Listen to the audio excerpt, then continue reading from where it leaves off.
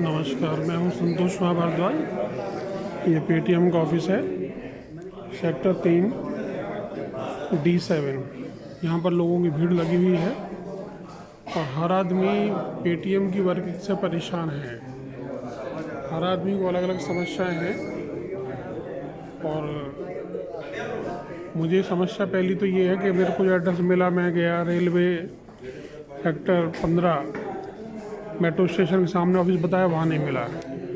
फिर किसी ने गाइड किया A81 में जाइए, वहाँ ऑफिस नहीं मिला। फिर के आगे आगे मिला, पता पड़ा कि सेक्टर 5 जाइए B21, वहाँ उन्होंने डायरेक्ट किया कि आप D7 सेक्टर 3 आइए। सेक्टर 3 है D7। नमस्कार, फिर मिलेंगे।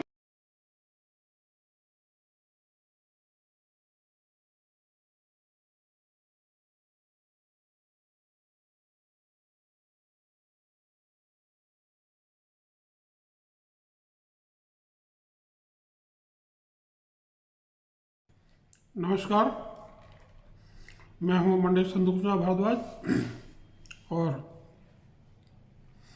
आज का जो वार्तालाप है ये पेटीएम के बारे में है। हर व्यक्ति आजकल ऑनलाइन पेमेंट करने लगा है, रिसीव करने लगा है और मुश्किल ये है कि हमें इसके बारे में कोई ख़ास जानकारी नहीं है, हम फिर भी उसको इस्तेमाल करते हैं। मैंने पिछले महीने किसी को 1200 पेमेंट किया और उसके तुरंत बाद 600 रुपये 38 पैसे मेरे वैलेट में आ गए। मुझे लगा कि मेरे साथ धोखाधड़ी हुई है। मैंने बैंक को लिखा, बैंक ने मेरा अकाउंट फ्रीज कर दिया और उसके साथ साथ उन्होंने जो किया वो पेटीएम वैलेट को भी फ्रीज कर दिया।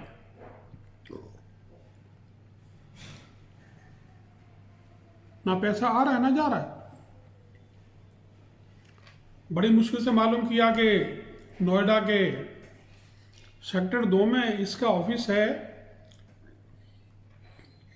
मेट्रो स्टेशन सेक्टर 15 के पास। वहाँ गया, वहाँ जाके पता पड़ा है ऑफिस तो शिफ्ट हो गया है। कहाँ गया है भाई? A81। वहाँ गया, वहाँ पता पड़ा कि ऑफिस तो यहाँ से भी शिफ्ट हो गया है। कहाँ गया है? B21 sector 5। और यहाँ से मैं थक के लौट आया। कल मैंने दोबारा हिम्मत की और मैं B21 सेक्टर 5 पहुँचा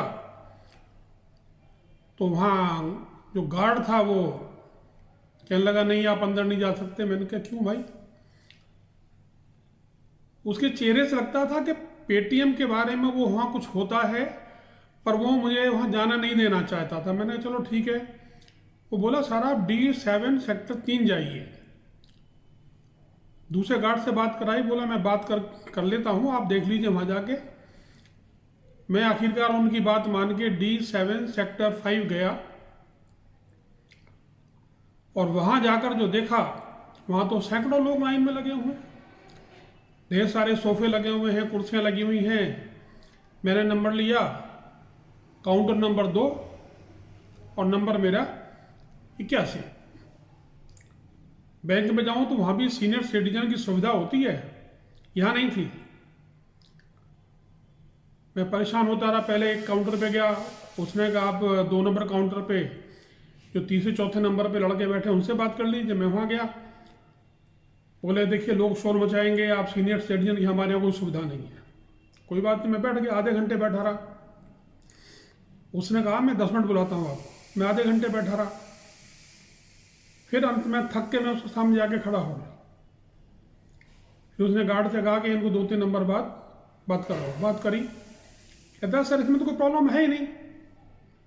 मैंने भाई ना पेमेंट आ रहा है ना पेमेंट जा रहा है, आपने सब कुछ ब्लॉक कर रखा है। बोले क्यों ब्लॉक हुआ? मैंने कराया था ब्लॉक। आप जब इस तरह की ट्रांजेक्शन होगी तो ब्लॉक कराना ही पड़ेगा। मुझे सस्पिशन हुआ, मैंने ब्लॉक कराया। बैंक में गया, बैंक ने कहा कि कोई फ्रीज नहीं है, हमने फ्रीज हटा दिया है। 3 बार गया, मेरे सामने उन्होंने दिखाया कि फ्रीज नहीं है। ठीक है। फिर उसने मुझे 3 नंबर में भेजा। वहाँ जिन सज्जन से बात हुई उन्होंने कहा आपके 1200 रुपये फ्री हो जाएंगे, कोई बात नहीं, आप बाहर काउंटर पे चले जाइए। दोबारा आया, बोला सर 600 रुपये 38 पैसे आपके रुकेंगे, बाकी हम चालू कर देते हैं। उन्होंने मेरे से आधार कार्ड मांगा, मेरे पास नहीं था। ड्राइविंग लाइसेंस है, मैंने वो दिया उनको, उसमें मेरी डेट ऑफ बर्थ की फ़ोटो मिलती है, शक्ल भी मिलती है। उन्होंने कोशिश करी और 2-3 मेल भी हुए और उन्होंने कहा कि अब चालू हो गया। मैंने अभी तक टेस्ट नहीं किया उसको। उन्होंने एक नोडल साइबर करके ईमेल दिया, मैंने बैंक को भेज के कहा कि आप इसको बोलिए कि जो ब्लॉक किया हुआ है उसको हटा दें। अब हम यूज़ को करते हैं इस फैसिलिटी को, और एक्चुअली फैसिलिटी है भी, इससे हमें आना जाना बचता है, टाइम बचता है, थकान नहीं होती, परंतु इसके बारे में हमें ज़्यादा जानकारी नहीं है। दूसरी बात क्या है कि हमारी सरकार एक तरफ तो चीनी ऐप्स को हटाए जा रही है और दूसरी तरफ ये चीन से चलने वाली पेटीएम की तरक्की हो रही है दिन दूनी रात चौनी। फ्रॉड भी हो रहे हैं लगातार, आए दिन फ्रॉड होते हैं। मैंने वहाँ जितने लोग देखे उसमें से ज़्यादातर ऐसे थे जो जिनका फ्रॉड हो चुका था, पेमेंट ब्लॉक थे, इलीगल अनलॉफुल ट्रांजैक्शंस हुई थी। और वहाँ से मैं करीब 2-2.5 घंटे बाद लौटा हूँ। प्रश्न ये है कि सरकार ये क्यों नहीं देखती कि नियम कानून कड़े बनाए जाएं। जिस आदमी के अकाउंट में पैसा जा रहा है उसके आधार कार्ड, नाम, पता, फोन नंबर, हर आदमी के पास जो पेमेंट कर रहा है आना चाहिए, वो नहीं आता है। क्यों नहीं आता? आना चाहिए। कोई भी ऐप आप डाउनलोड करें, क्लिक करें, पेमेंट आपका चला जाता है। क्यों चला जाता है? आप उसको इस तरह का पेमेंट को आप अलाउ करते ही क्यों हैं? नमस्कार, अगर आप मेरी बात समझ रहे हैं तो इसको शेयर करिए और अधिक से अधिक लोगों को बताइए कि वो बगैर जाने समझे इन ऐप्स का इस्तेमाल ना करें।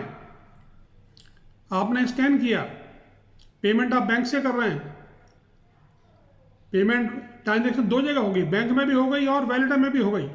अब आपको तो नहीं पता, आपको लगेगा फ्रॉड हो रहा है। अब वो जो सज्जन में बैठे हुए थे होंगे 25-26 साल के।